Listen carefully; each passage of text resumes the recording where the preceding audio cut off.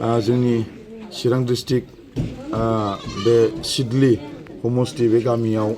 आङो गिदिंदों आरो दिनै बे गिदिंनायनि मेन उद्देश्यआनो जाहैबाय दा मुस्लिम जाय माइनरिटि बे माइनरिटि मुस्लिम जातिनि मास मोनसे जे उदै बासिनाय बा गावसोरनि आल्लाह बा इसोरखौ सिबिनाय बे उदै बासिनाय समखौ बिथांमोना लागासिनो बे लानाय समाव दिनै बिथांमोनजों फैनानै आंबो गोजोननाय मोनदों आरो बिथांमोननियाव फैनानै आङो माखासे जे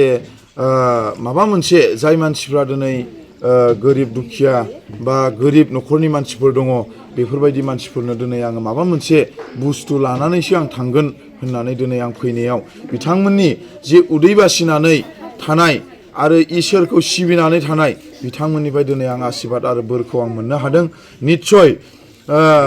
आंनि माखासे मावनो लानाय खामानियाव जाहाथे बिसिनि बोर आरो आशीर्बादा जाहाथे आंनाव दङ होननानै आरो मोनबाय होननानै आं सानो अरायसम आंनि आवगायनायाव जाहाथे जोंनि इसोर आरो बिसिनि आल्लाह आरो गासैनिबो भगबाना जाहाथे आंनि सायाव थानानै सिगां जानानै दैदेनलाङो बेखौ आं आसा खालामो आरो निस्सय आंहा मोनसे फोथायनाय दं रायजो राजाया बा इसोर रायजो राजाया मालाबाबो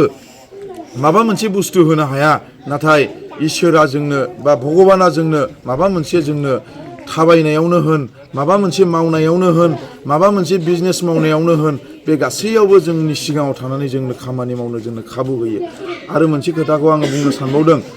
गासैबो जाथिनि आरो गासैबो धर्मनि मानसिफोरनि गेजेरावहाय सासे बयहाबो जोंहा इसोर दङ आरो भगबान दङ दा बेवहाय आङो बेखौनो बुंनो सानदों जे साफ्रोमनिबो इसोर आरो भगबाना माब्लाबाबो मोखाङाव नुजाया आरो जोङो इसोरखौ आरो भगबानखौ जों नुनो मोना नाथाय सोरबा सासे मानसिनि अन्तराव हाबनानै बा गोसोआव हाबनानै रायजो राजाखौ नायनो थाखाय बेनो थुलुंगानाय होनाय बायदि आं मोननानै दिनै आं रायजो राजानि सिगाङाव आं गिदिंबाय थादों आरो आङो बिथांमोनजोंहाय आङो गिदिंनानै आङो मोनसे रंजाखांनाय आं मोनदों आरो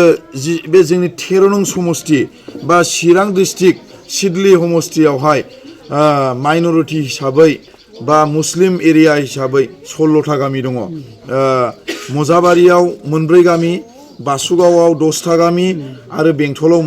2 गामि बे 16टा गामियाव आङो दिनै रायजो राजाफोरजों हाबनानै जि बुस्थु माबा मोनसे फिसा दि आं होबाय बे होनायाव आंहा इसिबां मानि आंहा माबा गैया मा होनोमोनलाय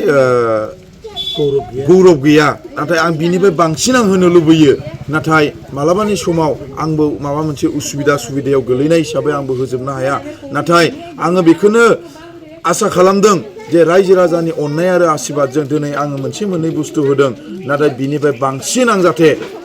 आं जेब्लासिम थांनानै थागोन अब्लासिम आङो रायजो राजानो दुख सुख मोजां गाज्रि आं गासैखौ खबर लानानै जाहाथे मावलांबाय थानो हायो बेखौ आङो गासैबो जोंनि अल बिटिसिनि रायजो राजा आइ आफा बिदा फंबाय गासैनावबो आङो बोर आरो आशीर्बाद आङो बिनो लुबैदों जाहाथे आंनि जि थांखियाव थाबायनाय जि रायजो राजाखौ मोनसे लामाजों आङो दैदेनलांनो लुबैनाय आरो जोंनि माखासे इयुथ्सफोरखौ मोजां लामाजों दैदेनलांनो लुबैनाय बेफोरबायदियाव जाहाथे आंनि थाखाय बयबो आर'ज गाबनानै आरो